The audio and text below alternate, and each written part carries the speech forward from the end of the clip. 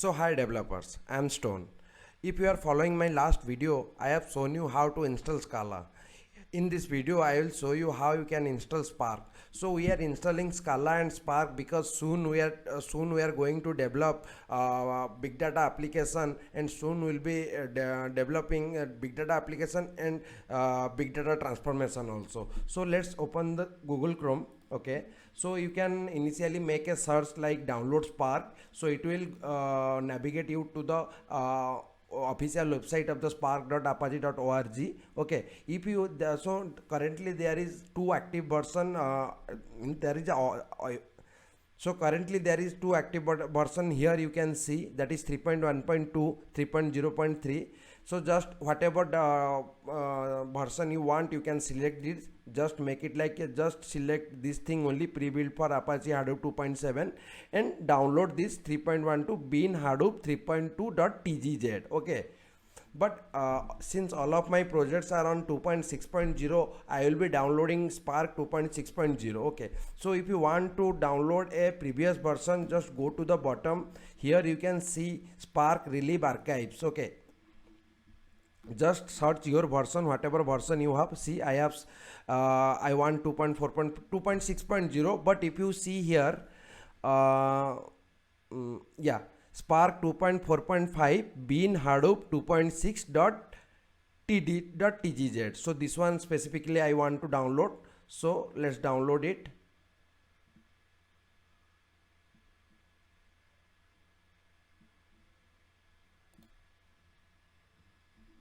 So the download has been started. It is depend upon the internet connection, so just let's wait. So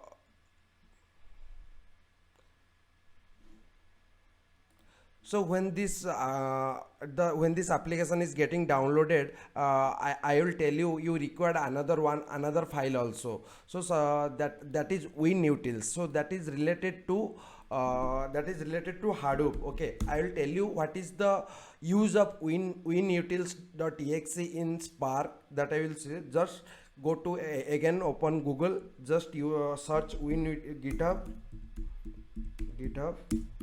WinUtils.exe. So here you will find a couple of results. Just go to one of the GitHub repo. Here you can see they are providing Hadoop 2.6.0. This is the only version that I want. So just leave all those things. Just go to the WinUtils.exe. I will tell you the importance of WinUtils. So I have also seen couple of videos. They are just downloading and saving it in the directories and not telling what is the use of WinUtils.exe in Spark, because we are not using Hadoop, we are using Spark. Then why to use a component that is related to Hadoop? Okay, I will tell you. Just give me a few minutes. Let me download it. Just go to here and select download.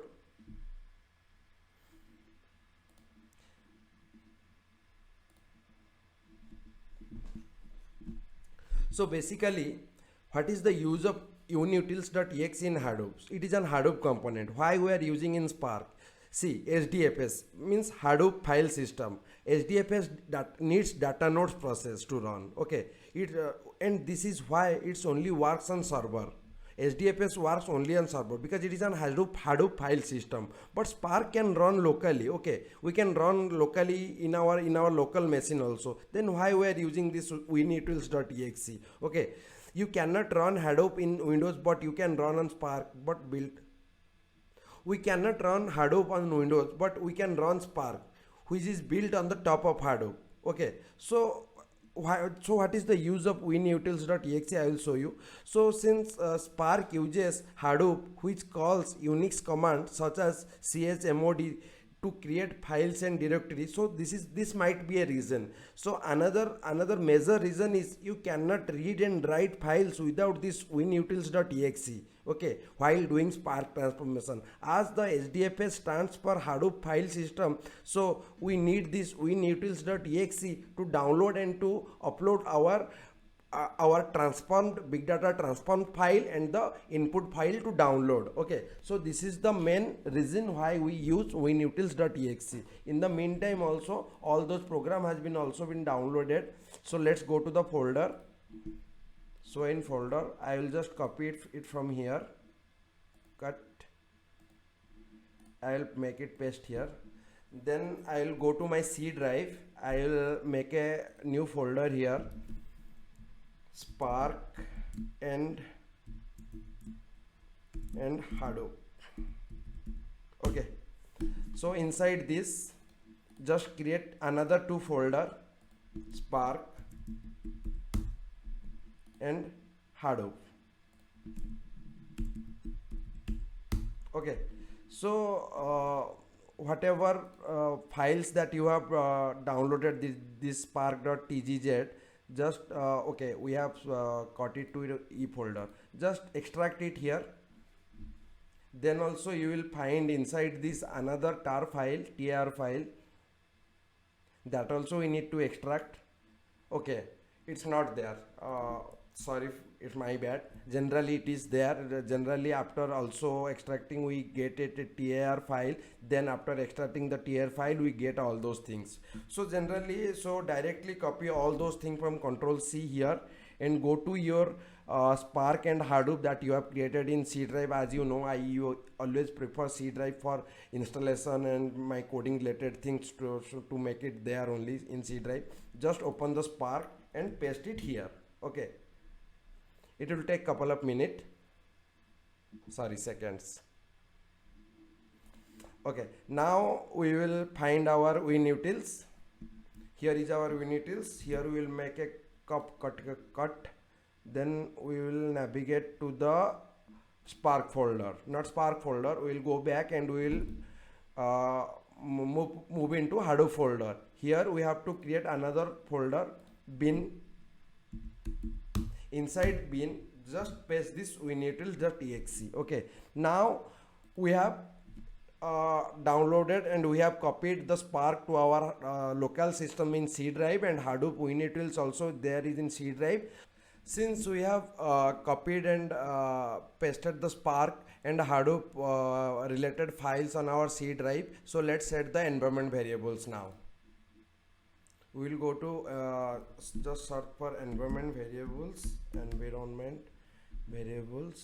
Okay, just do a spark home.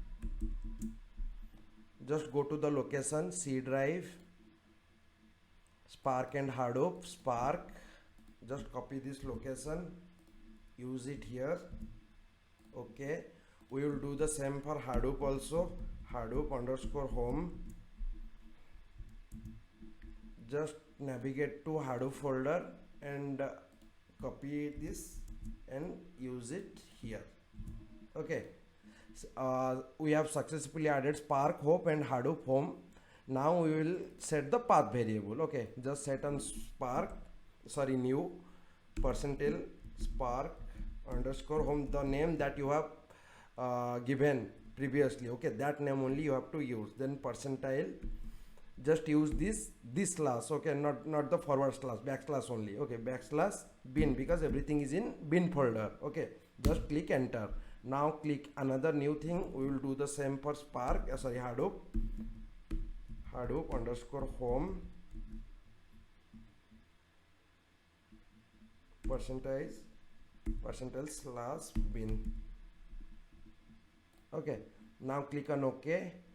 Okay,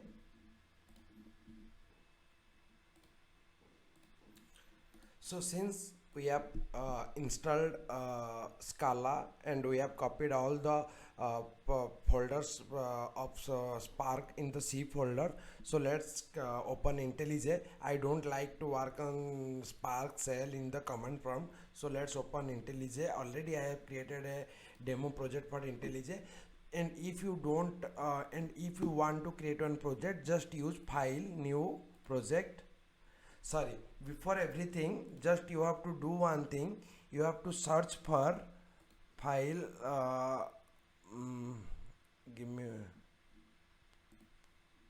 sorry, uh, project setting, project settings.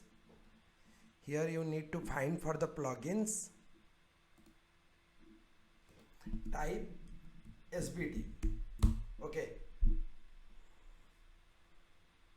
so here you see I have already installed Scala. If you have not installed, just install the Scala. After that, create a new project, choose Scala and SBT. Next,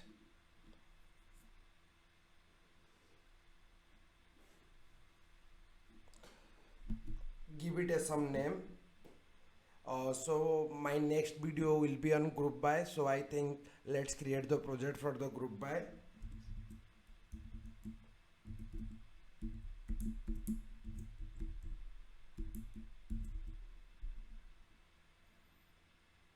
We are using Java 1.8, SBT 1.3, Scala 2.13.6.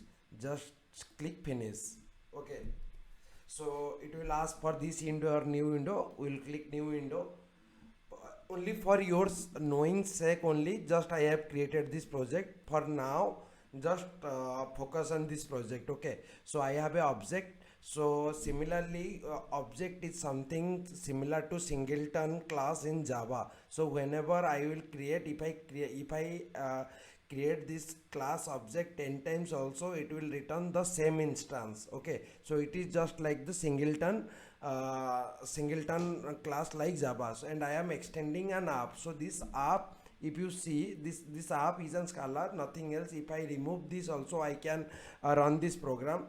So here I am creating a Spark session. So remember, I will talk detail about this later. Spark session is the entry point of the Spark. Okay, Spark session. So here I am, if you see, I am creating an RDD. Basically we create RDD using the Spark context dot parallelize dot sequence. Then after that I am converting that RDD to data frame. 2df is a method. To use this 2df, we have to use import spark dot implicits. Okay, that you need to import to use 2df. So after that I have just printing this whatever the data frame that we have created. So just let run it.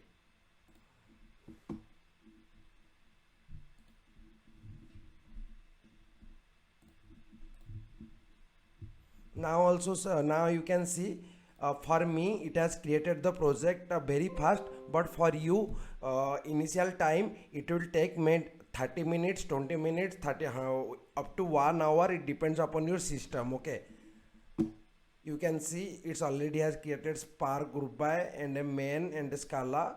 So let's close this project. We will use it tomorrow. Focus on this. So I have already ran this program.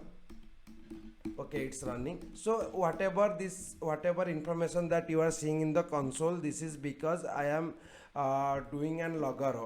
So this is printing the information about the Spark and the Spark configuration that is set, default configuration. I have not set any configuration explicitly. Whatever default configuration is there, it is printing all those things. And if you see, we have a data frame minus underscore 1 underscore 6. Since we have not given the column names, it is taking that underscore 1 and underscore 2. If I give a column names like this, ID and alphabets. So now let's run the program.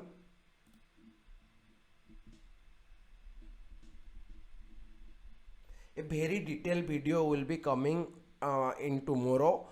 First I will introduce Spark. What is Spark, why Spark is used, how Spark is used in big data transformation, how Spark is used in data cleaning, all those things, how Spark is used in creating machine learning models, because Spark has a dedicated library, spark.mllib. Okay,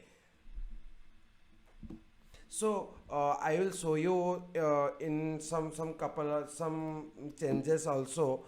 So you remember I have installed Scala. Okay, so whenever you are creating an IntelliJ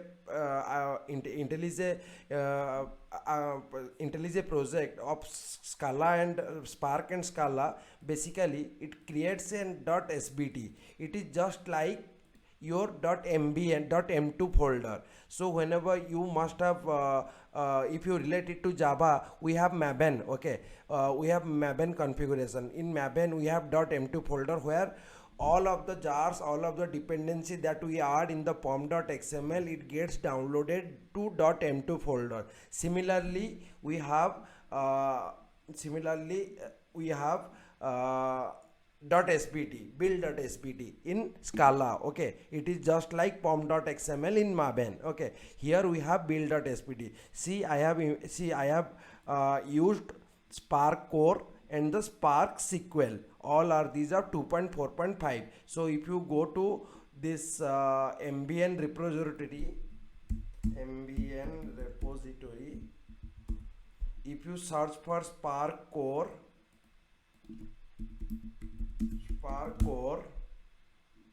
so basically the Spark project core, you need this, whatever download version that you want you can download.